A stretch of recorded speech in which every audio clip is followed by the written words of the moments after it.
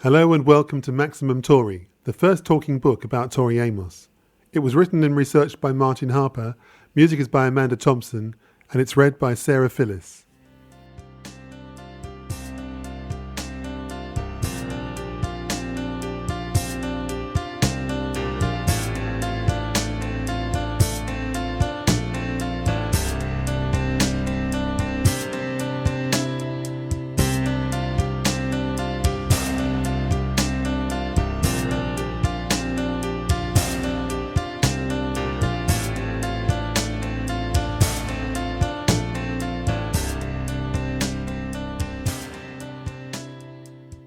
I have 50 different personalities and still I'm lonely, I guess. When Jimi Hendrix died, one obituary said that he had forever changed the way pop music would be played. He had opened up new horizons, and things could never be the same again. Bob Dylan had changed the way lyrics were written, said the obituary, and Hendrix had done the same for music. Now there was an alternative to the bland and saccharine songs with their childish lyrics about teenage love. More developed music and more intelligent concerns could be found. There has always been and always will be a large amount of popular music that is simply disposable. Musically and lyrically simplistic, it has little to say and is solely suitable for mass consumption. But there also exists the work of certain artists who have a different approach to music. Their lyrics reflect their own thoughts and emotions, and their music is not governed by commercial concerns. Inevitably, many such artists fall by the wayside, their individual brand of music not enough to secure the creator a successful future. Frequently, it is simply a case of bad timing, and sometimes it takes later generations to discover this lost music and make it popular. Even if such an artist does become popular, it is rarely in the same way as his contemporaries.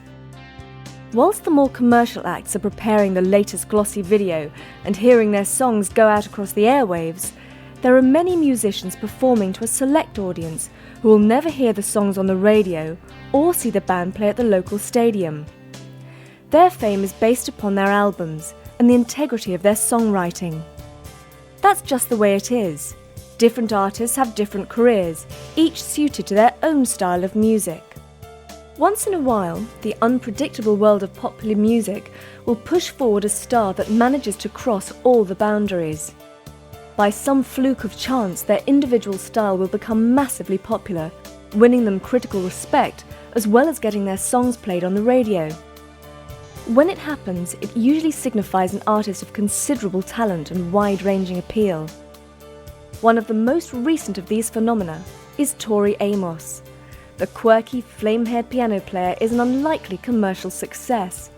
Her music is not straightforward, and it doesn't follow trends.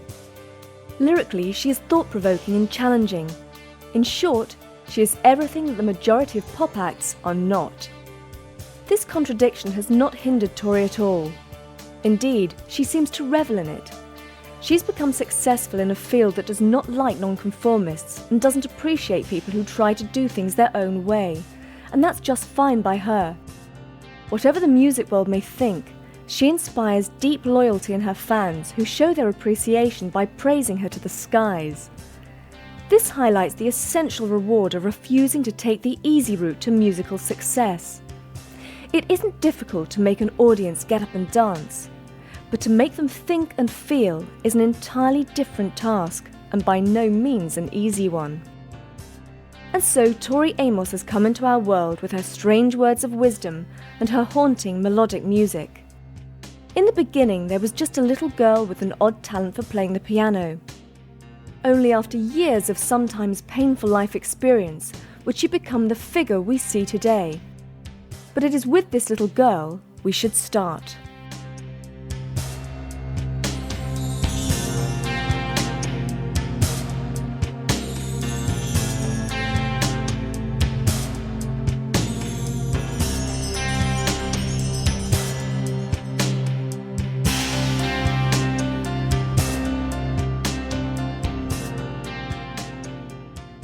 When you're growing up as a kid, having an imagination is not really encouraged.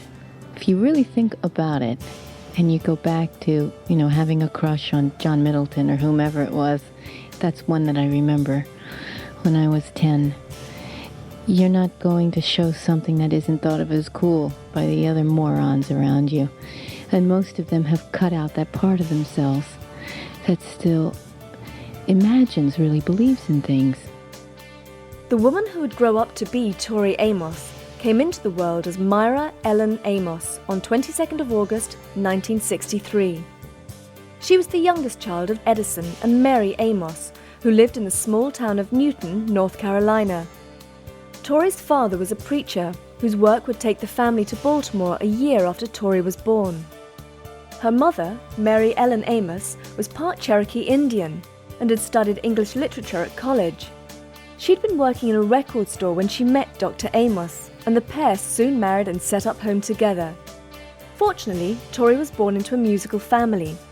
Mary Ellen Amos had saved her record collection from the days before her marriage, and Tori spent many hours sifting through the old LPs. Her brother Mark played guitar and would bring home contemporary rock records, introducing Tori to the delights of the Rolling Stones and later on Jimi Hendrix and the Doors. Most influential, however, was the household piano.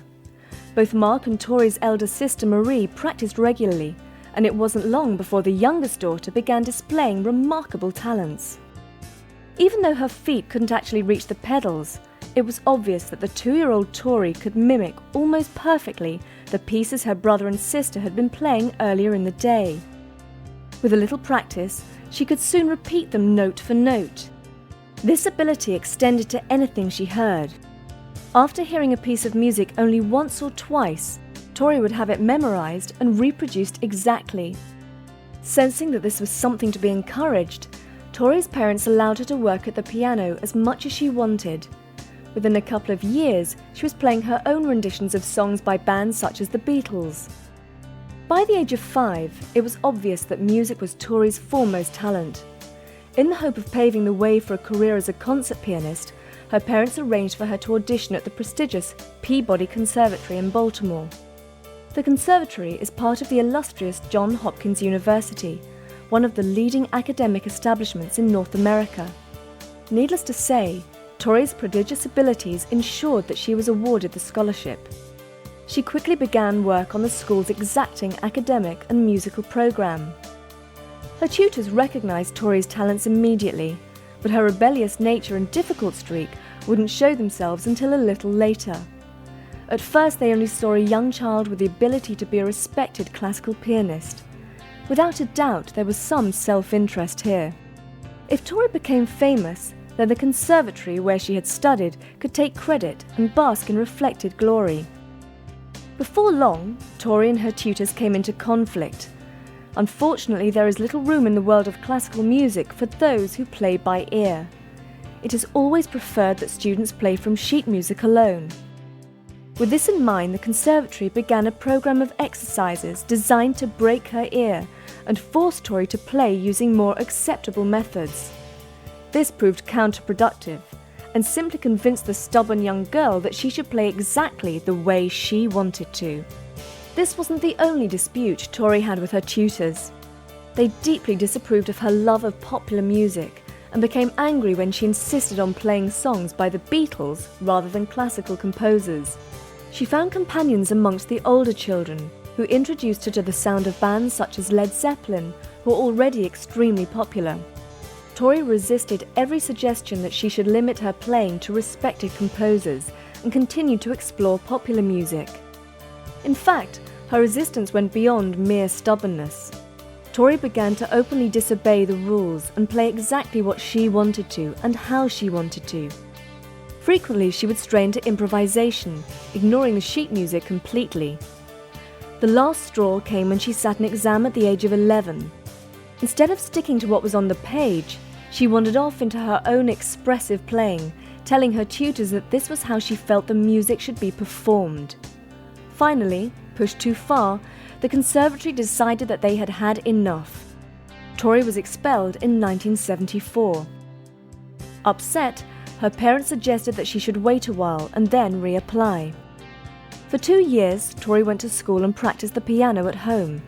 At the age of 13, she re-auditioned at the Peabody Conservatory, hoping to win her place back. Unfortunately, they hadn't forgotten Tori and refused to allow her back. This was the end of any hopes of her becoming a classical pianist, but she was already writing her own material and setting out on a road which proved much more suitable and much more successful.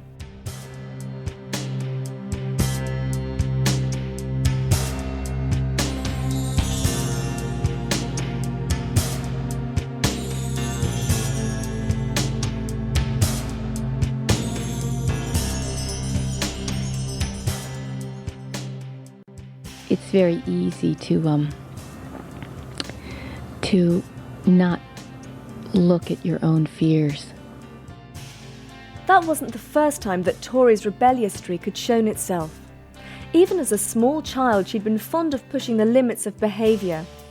One Christmas, she managed to horrify her family by declaring how funny it would have been if the three wise men had stepped out of the stable and announced that the new Messiah was a girl.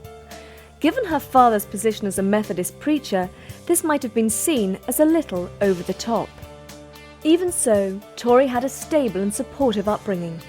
Despite her willful streak, her actions usually carried no malice or intended any real harm.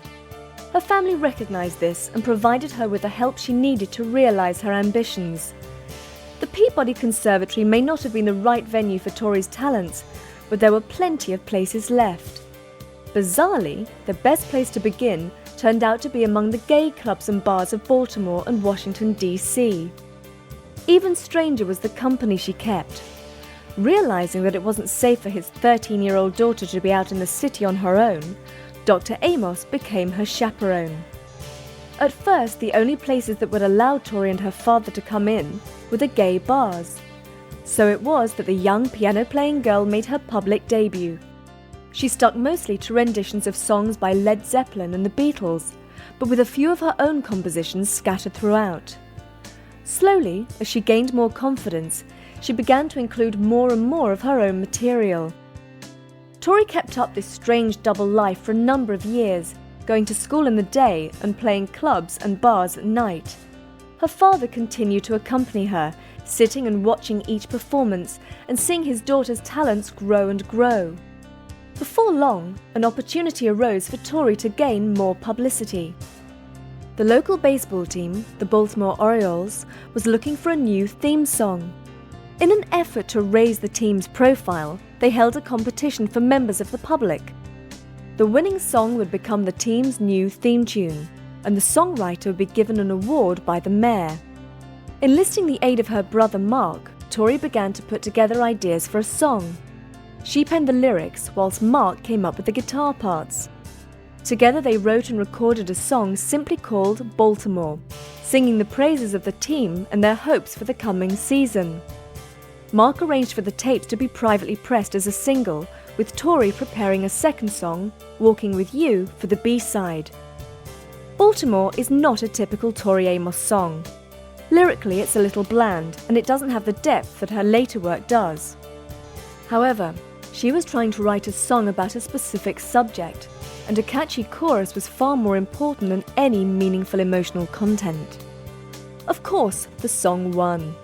Even at an early age, Tori's songwriting was original and striking, and the song impressed the judges. After her entry was accepted as the Orioles' new theme song, she was awarded a citation by the mayor, who praised her creative efforts on behalf of the city. It was the first time Tori had been publicly recognised for her musical abilities. Even in her private life, she was becoming successful. Despite the double life, she had also managed to create an impression at school.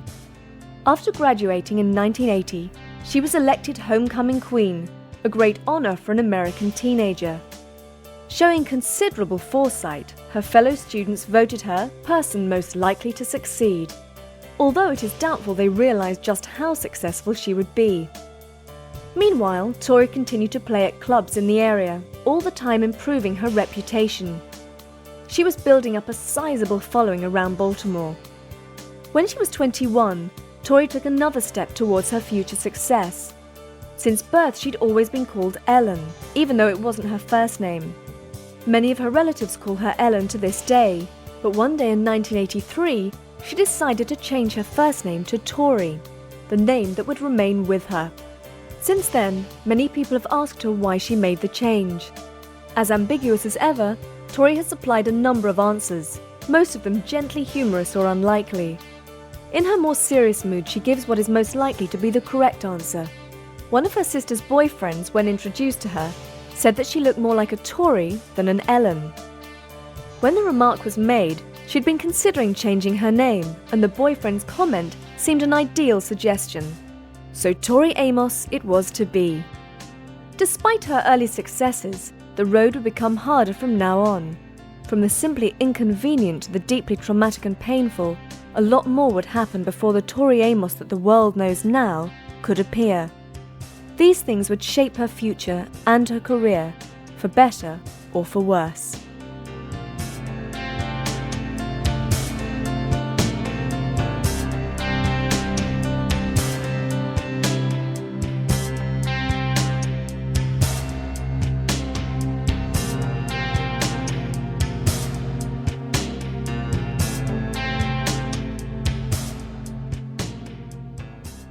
I understand an abusive situation.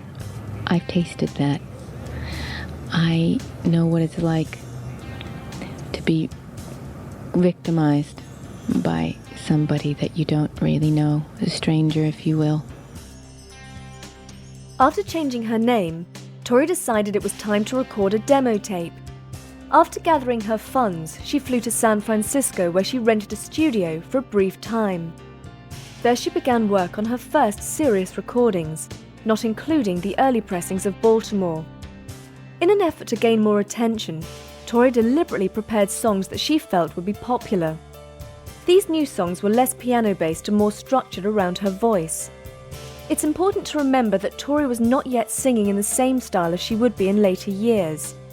Any of the more eccentric elements of her voice were downplayed on these early recordings.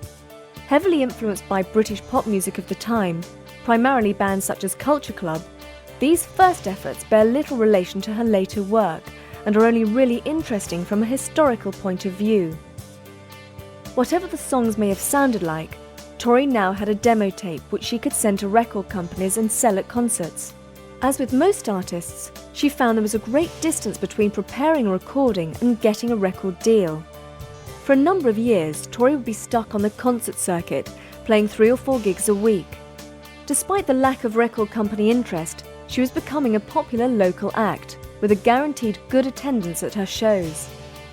After a while, she began taking her live act further afield, performing in towns from one end of the country to the other. Tori eventually left Baltimore for good in 1984. Believing she had more chance of success in California, she headed for Los Angeles, where many of America's top-selling artists are based. It was in Los Angeles that Tori would suffer the most harrowing experience of her life. On the way home after a show, she was stopped by a man who said he was a fan of hers and that he'd been at the concert that night. When he explained he had no way of getting home, Tori offered him a lift and let him into her car. The stranger quickly overpowered and raped her, threatening to kill her afterwards. Understandably, Tori was deeply affected by what had happened. She immediately resolved not to speak of it, although over the years she has broken her silence. The experience has inspired a number of her songs, most notably Me and a Gun, from Tori's first album Little Earthquakes. It also moved her to become involved with RAIN, the Rape, Abuse and Incest National Network, a charity devoted to helping victims of similar incidents. Despite the awful nature of her attack, Tori returned to playing live soon after. She continued to perform regularly, both in Los Angeles and across the country. Her hard work would eventually pay off, but there would be a few more years of travelling and playing clubs before she would see the rewards. 1987 proved to be Tori's best year so far. Atlantic Records heard her demo, were impressed with her potential, and offered her a recording contract. After years on the road trying to make a name for herself, she was happy to accept. Unfortunately, the situation wasn't as perfect as she might have hoped. Throughout the 60s and 70s, it was record company policy to sign up talented singers and get them to record with musicians provided by the label. Sometimes this was done in an effort to separate their future star from bad influences, or to ensure that the recordings were of a certain quality. At times, this policy paid off spectacularly, with in-house bands like Booker T and the MGs becoming as famous as the stars they played with. Unfortunately, this policy didn't work so well in the 80s, with a number of talented artists being placed in absurd company, churning out inappropriate material. Tori found herself in illustrious company for the recording of her first album. The list reads like a who's who of top session musicians of the time, most of whom would record with some of the world's biggest stars. However, it's also a list of the least likely candidates to play on a Toris Amos record. The guitar duties were mostly handled by Steve Farris, a one-time member of Mr. Mister, the now-defunct pop-rock outfit. Matt Sorum, whose career would later include stints with both The Cult and Guns N' Roses, was one of the two drummers on the album. The other was Vinnie Colaiuta, who came from Frank Zappa's band. Two members of Los Angeles bubblegum rockers Cheap Trick provided backing vocals. Despite their credentials, none of these musicians seemed particularly appropriate for the task. It wasn't all bad though. A few of the lesser-known musicians on the album remained with Tori over the years, and there was one guest that she would have been privileged to record with. Helping out on backing vocals was Merry Clayton, the soul singer who provided the wailing female vocals on the classic Rolling Stones track, Gimme Shelter. The album was released in 1988 under the odd title, Why Can't Tori Read? This was a reference to her days at the Peabody Conservatory when Tori had been encouraged to sight-read music rather than play by ear. Unfortunately, it's not the most accessible title in the world, but there were other problems with the album too. For a start, the record company had attempted to present Tori as a female rock star along the lines of Pat Benatar. The songs reflect this. Lyrically, the album has some impressive moments, but far too many mundane ones. It's probably best to forget the music entirely. The cliched soft rock is largely forgettable and not at all suited to Tori's voice. The album cover does her no favours either. Tori appears as a frizzy-haired siren, scantily dressed and clutching a riding crop. The one video prepared for the album repeats this image. Without a doubt, Atlantic Records were aiming at entirely the wrong audience. For example, Cool on Your Island, one of the album's better songs, was sent to radio stations on the same promotional disc as Phil Collins' Groovy Kind of Love. It's hard to imagine two artists less alike. Inevitably, Why Can't Tori Read was largely ignored. Around 7,000 copies were sold, although any remaining copies fetch a handsome price these days. Understandably, Tori has refused to speak much about the album or that time in her life. Despite this disappointing start, things were looking up for Tori. The first big steps had been made, and it wouldn't be too long before her career was going precisely where she wanted it.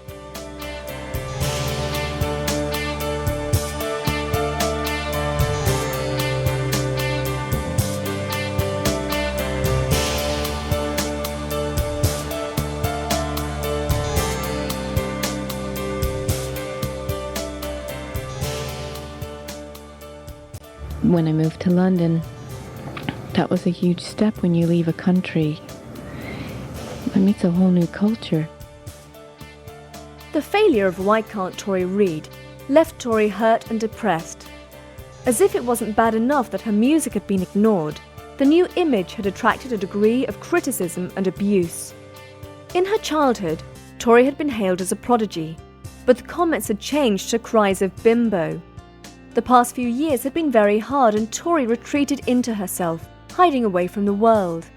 She threw her beloved piano out and refused to play for 6 months. Confining herself to her house in Los Angeles, she had nothing to do with music for a long time.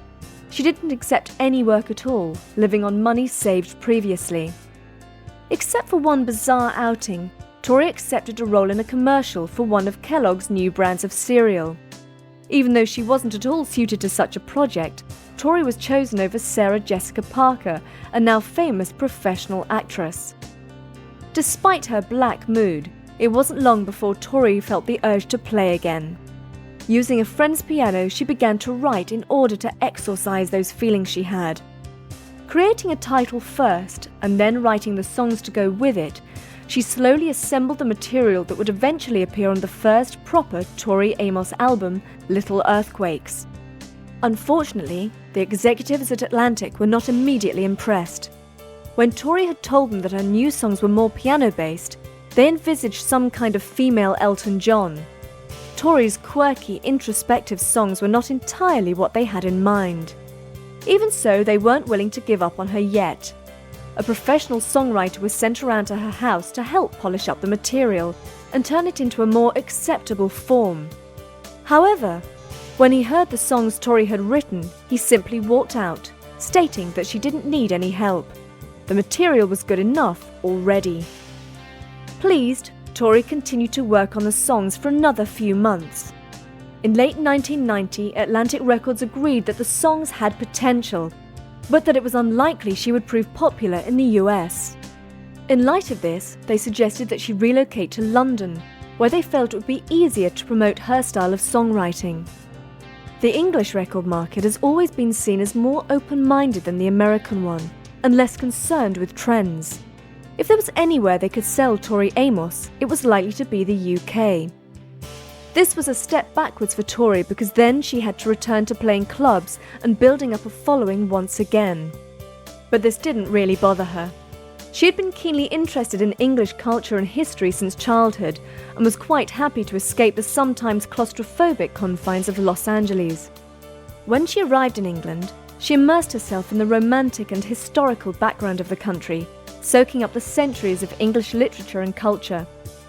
Tori quickly decided to move there permanently and has remained in the UK ever since. Her career also began to show signs of taking off too.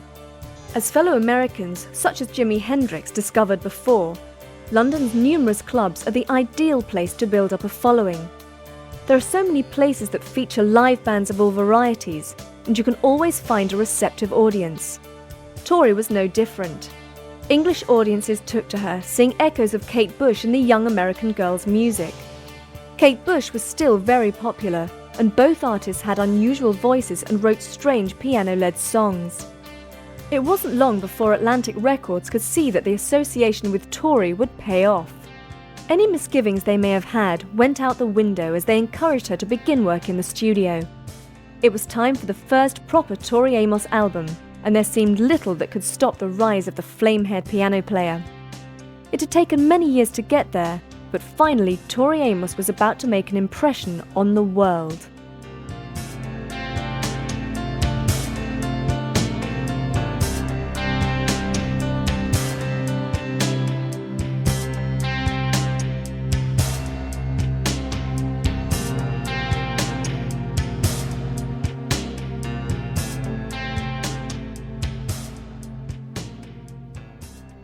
Each night, the songs have a different slant to them because of what's going on in that room. So if you don't like it that night, part of it's because you're part of it. Tori's first proper solo album, Little Earthquakes, was released in 1992. For once, the critics were impressed. There are a few remarks about Kate Bush, reinforced by the mistaken belief that Tori was English.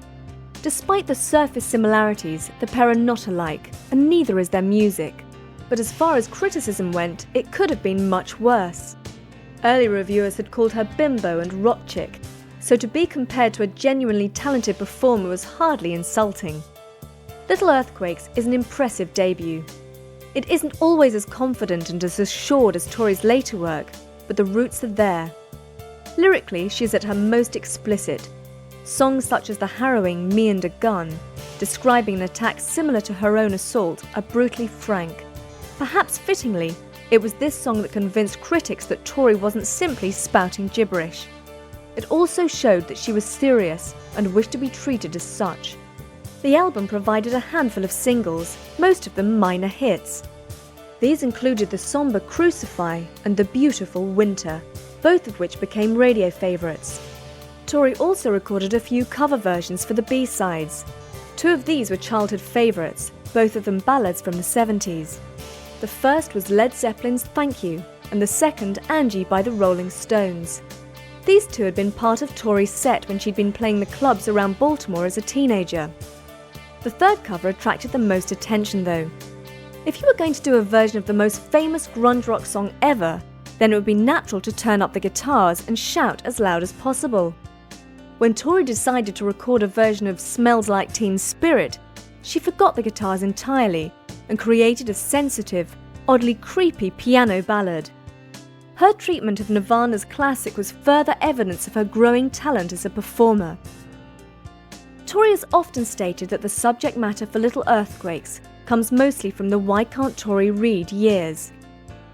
The feelings of bitterness and self-loathing for her failure became the songs that made her famous. Crucify, for example, is an open condemnation of the lengths people go in order to seek acceptance and recognition. After the initial good reception, Tori embarked on a low-key tour. Her emotional live performances increased her reputation and brought her music to a new audience. Although favourably received in America, she was still more popular in the UK, where the British public had grown especially fond of the red-headed singer. Tori's habit of providing strange and unlikely answers in interviews served to confirm the public's opinion of her as a slightly odd young lady. It was obvious, however, that she was attracting a loyal band of followers from a wide cross-section of the public. Although Little Earthquakes was definitely a success, Tori had not yet achieved her full potential. She'd already managed to gain critical acclaim, something that some artists never manage. The coming years would see Tori build upon this early success, finally achieving a status worthy of her abilities.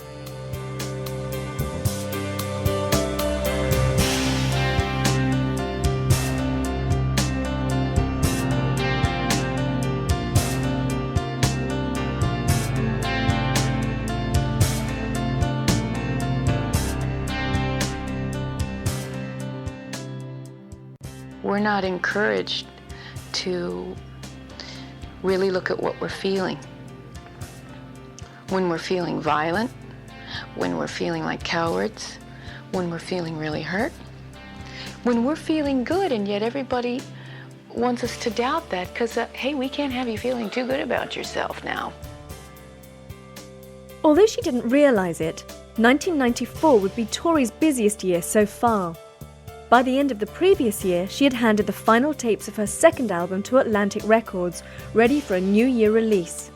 Her second album would be called Under the Pink, a reference to Tori's belief that beneath everything else, we're all pink and human.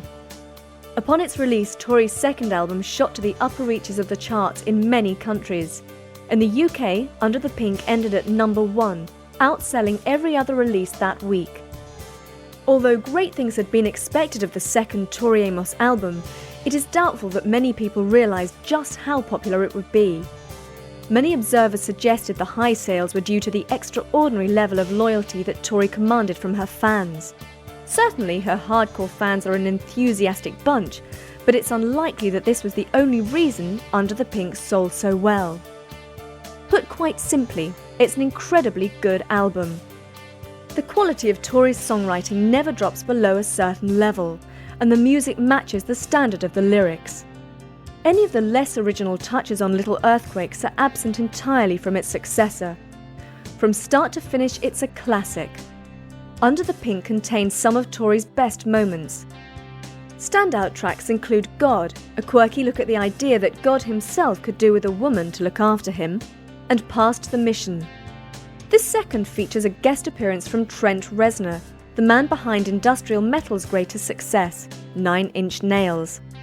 Although it might be seen that Reznor's brand of chaotic aggression would be totally unsuited to Tori's music, he provides some sensitive backing vocals that complement the song incredibly well. Under the Pink also contained one of Tori's biggest hits, Cornflake Girl. It's an unlikely song to become a hit with the off-kilter feel and the strange lyrics, but it's a very catchy song, and one that sticks in your head for days. Tori says the lyrics refer to the way some women would rather compete and tear each other apart rather than being supportive and working together. Critics at the time detected a note of bitterness in Tori's words, knowing that some of her most vicious and outspoken enemies were women, jealous of her success and the respect she commanded. Tori also worked on a couple of compilation albums that summer. she provided a stunning rendition of Famous Blue Raincoat for the Tower of Song album, a tribute to Leonard Cohen, the highly respected singer-songwriter from the 70s. The second album provided her with a chance to work alongside one of the legends of her childhood. Encomium was to be a tribute to one of the most successful rock bands of all time, Led Zeppelin. Tori's contribution was to be a duet with Zeppelin singer Robert Plant on a rousing version of Down by the Seaside. She spoke at the time of the joy of singing alongside one of her heroes, as well as the problems of trying to make sure she played and sang her absolute best. Despite these collaborations and the hectic touring schedule, Tori also managed to devote some time to a subject especially close to her heart. In order to help people who were victims of the kind of abuse that she had suffered, she began to use her influence and high profile to help establish a crisis network. This organisation would be called RAINN, or RAINN, the Rape, Abuse and Incest National Network. Tori's outspoken views about these matters made her the ideal public face of the network. The use of songs such as Me and a Gun and Silent All These Years in promotional campaigns helped to connect Tori with the cause, and vice versa. Since the early years, RAINN has gone from strength to strength, and more well-respected musicians have lent their support to the network's activities. Tori has remained as chairwoman of the advisory board while continuing to use her popularity to raise funds and increase awareness. Unfortunately, 1994 would not be an entirely perfect year for Tori Amos. Although she had always been reserved about her own love life, it was known that she had been in a relationship with her producer for several years. Eric Ross had been the man behind the crystal clear production on Little Earthquakes and Under the Pink. The pair had met in the mid-1980s, when neither had a particularly successful career. Tori's music had benefited from Ross's guidance, and the results had been impressive.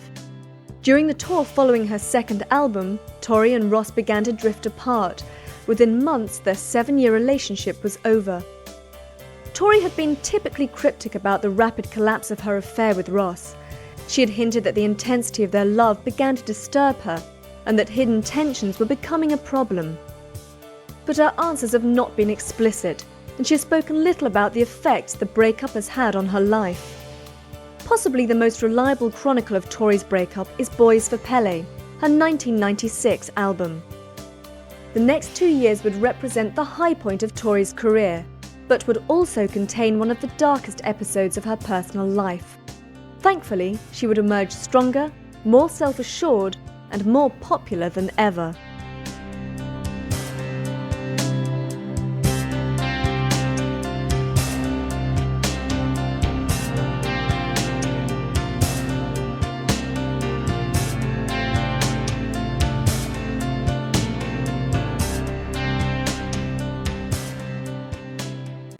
We're not taught to be whole, because why? I'll tell you why. We would be powerful. And they can't have us being powerful. As usual, Tori didn't give herself an opportunity to rest before beginning work on her third album. Much of 1995 was spent in the quest for new sounds, and the simple piano, bass and drums combination was no longer enough.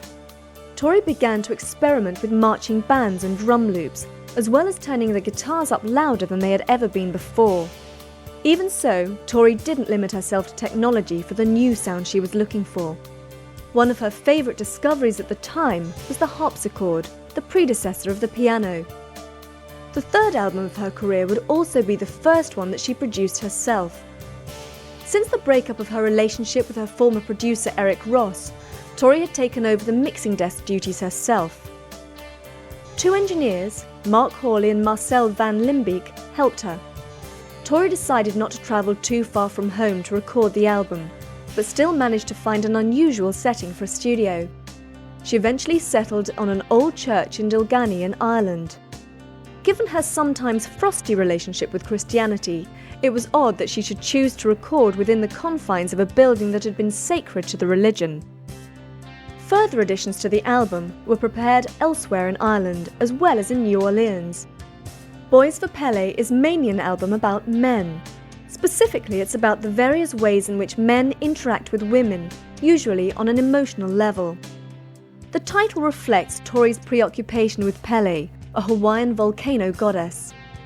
Legend has it she was appeased by the sacrifice of young men, and the chosen few would be cast into the volcano's vent so that the goddess would remain quiet for another year. This concept on the sacrifice of the male to the female is one of the themes explored on the album. In many ways, Tori's third album is her least accessible.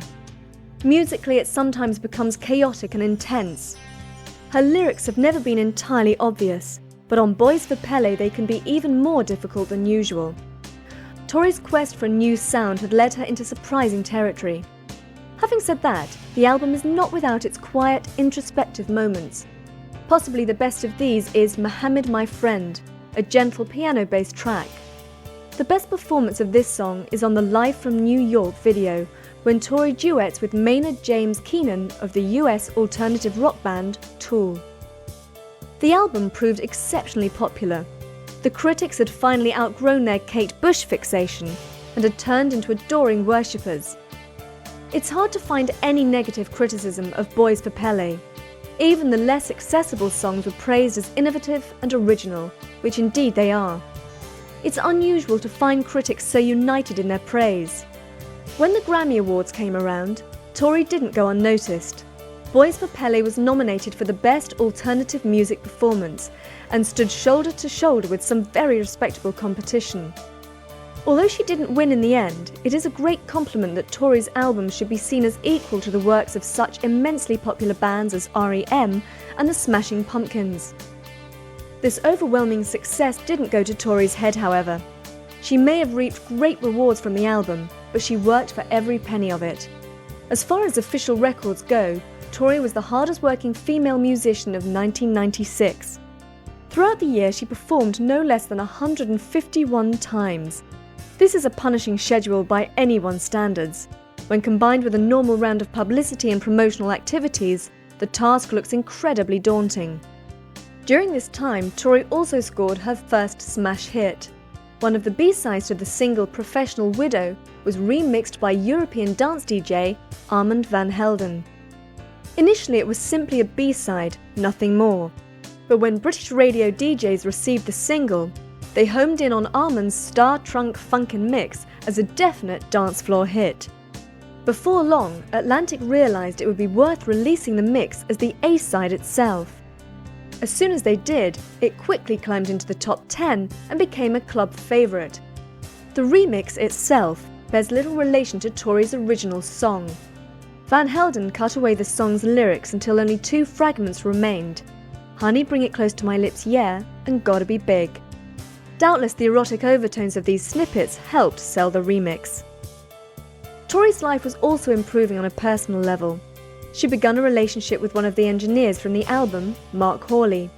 The pair became involved during the recording of Boys for Pele and had remained together during the following tours. Unfortunately, this series of happy events would not continue for much longer. Soon, Tori would find her life disrupted by tragedy once again.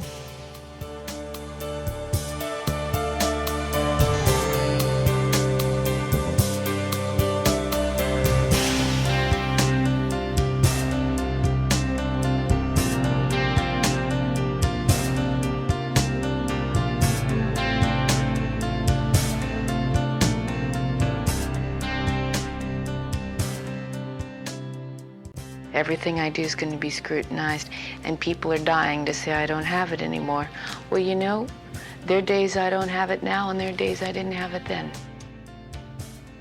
1997 began with good news for Tori. She was about to become a mother. She discovered her pregnancy during the last stages of the marathon Boys for Pele tour. The happy event thrilled Tori. For weeks she enthused extensively to interviewers and reporters, happily telling everyone how good being pregnant made her feel.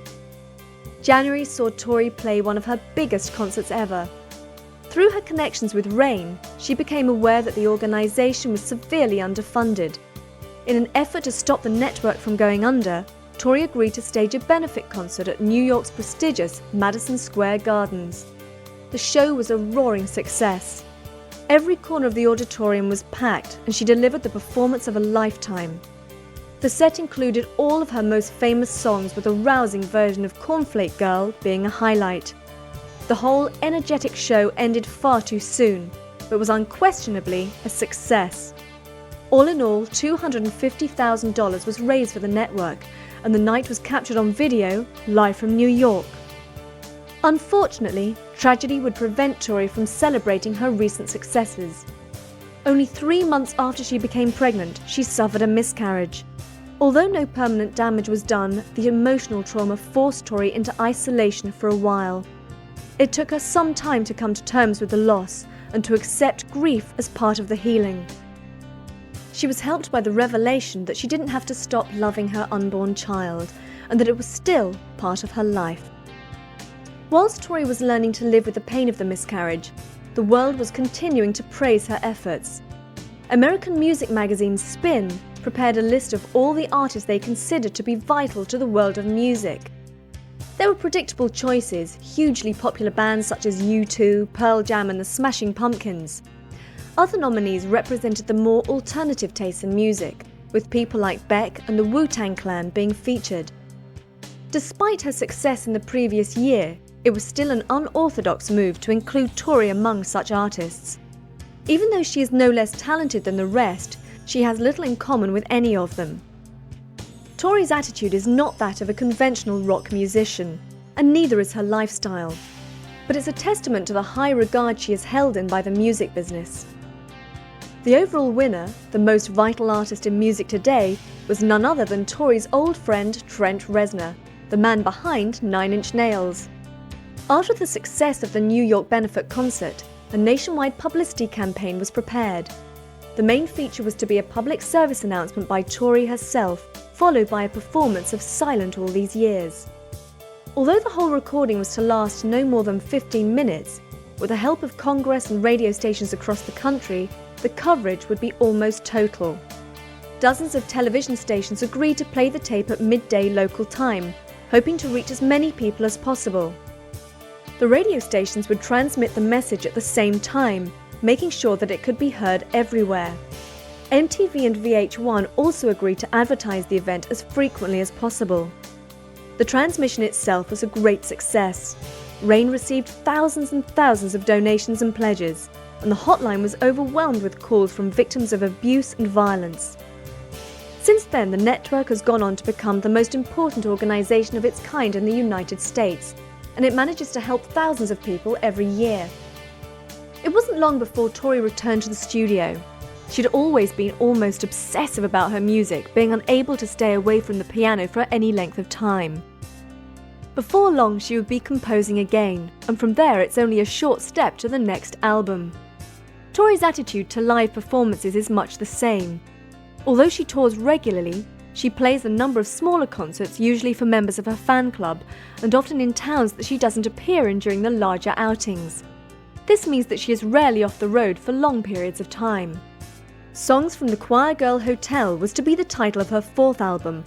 Although she hadn't intended it to be that way, Tori quickly realised that many of the songs would be inspired by the loss of her child.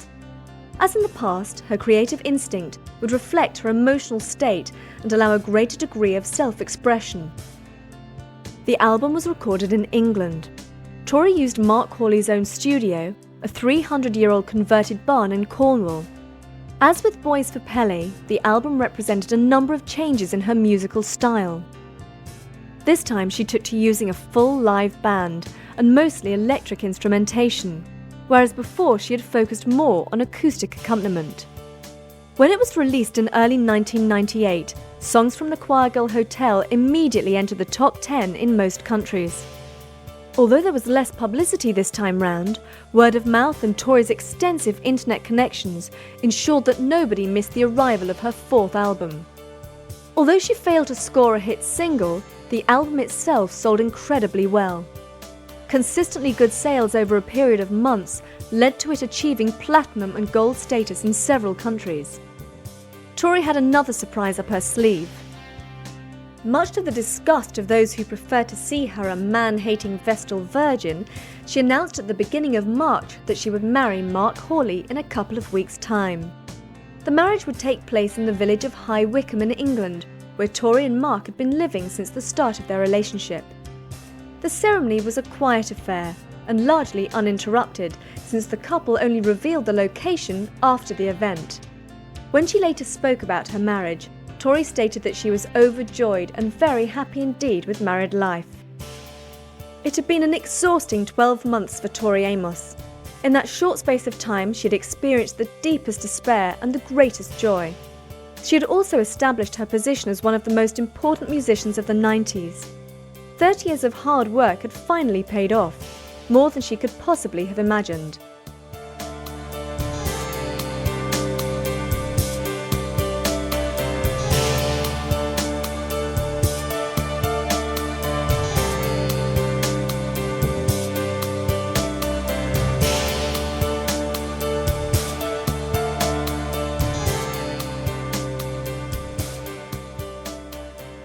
We have to keep moving.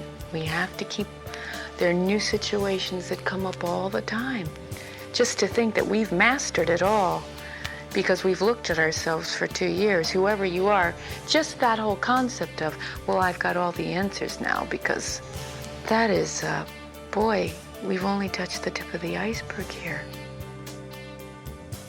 Not long after the wedding, Tori embarked on another grueling world tour. This was to be her first outing with a full electric band. On previous occasions, her live shows had involved largely acoustic instruments. By 1998, the changing nature of her work made it necessary to bring in more musicians to fully recreate the songs on stage. The new lineup worked well, and Tori picked up many complimentary live reviews. Many critics described her performances as emotionally intense and very exciting. Tori had managed to successfully bring to life the feelings and situations that inspired her songs. Whilst taking short breaks, she also worked on side projects. One of the more well-publicised was Tori's contributions to the soundtrack of Great Expectations. The film adaptation of Dickens' classic novel was expected to be a great success, and Tori's music would be a vital part of the movie. It was also a chance for her to work on something truly different. She made 2 main contributions to the soundtrack. The first was a couple of songs entitled Finn and Siren that she wrote especially for the film. But her most important work was the pieces that she prepared for the score itself. These were piano-based, with Tori vocalising over the music. There were no lyrics, simply sounds. The finished songs were strange but very melodic and interesting. They were perfect for the film and added greatly to the atmosphere. Tori herself enjoyed working on them because it was something she had never attempted before, and it became an exciting challenge. Needless to say, she met the challenge admirably and received great praise for her contributions. 1998 ended well for Tori. She'd produced a well-received album, her tour had received stunning reviews, and she had married the man she loved. Understandably, she felt it was time for a break. Relaxing in her English home, she began to quietly plan the release of an album of B-sides and rare tracks. This was ideal because it meant she didn't have to work on any new material just yet, and also it allowed her fans to finally hear songs that were not readily available. Of course, it didn't work out that way. Although she had originally intended to include a couple of new songs on the album, Tori soon realised that she was writing far too many songs. Unwilling to ignore some of them, she changed her plans for the new album. It would now be a double album, with one disc being original material and the other containing live songs recorded on the last tour.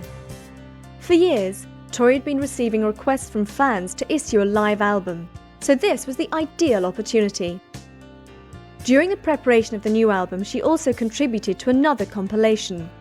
This time it was to be a charity album, with all the profits going to the Kosovo Relief Fund, in order to help the refugees escaping from the recent attempts at ethnic cleansing in the Balkans. Many of the music world's biggest stars provided songs, usually a live track or remix.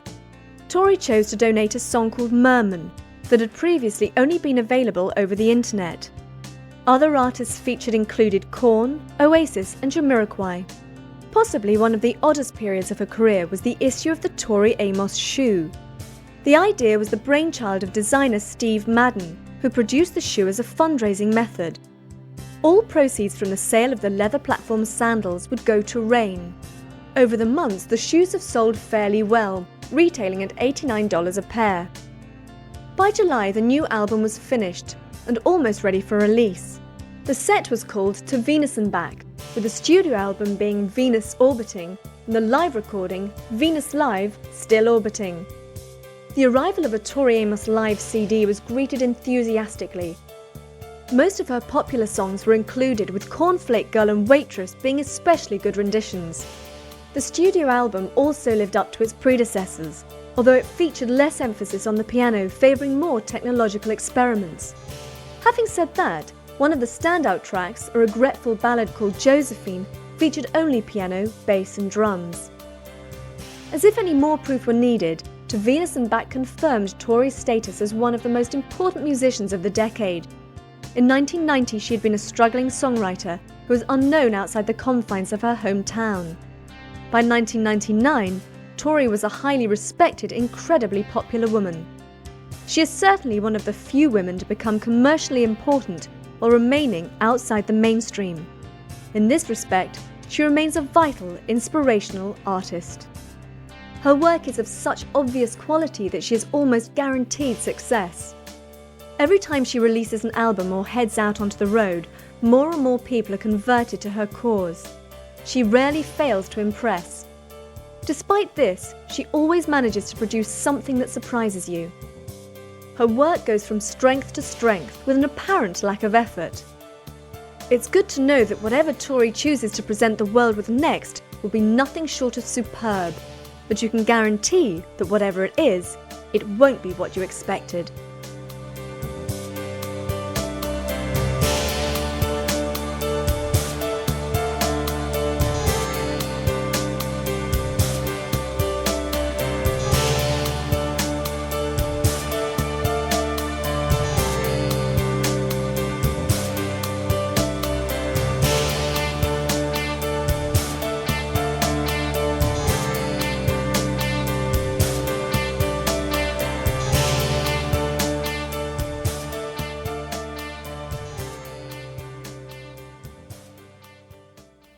Thank you for buying Maximum Tori. We hope you enjoyed it. Watch out for further titles on Chrome Dreams coming up soon. If you did enjoy it or have any comments or suggestions, write to us at Chrome Dreams, PO Box 230, New Malden, Surrey, UK, KT36YY, and tell us so. We've got free copies of our next release for the best letters, so don't forget to include your name and address. Thanks again for listening, and goodbye for now.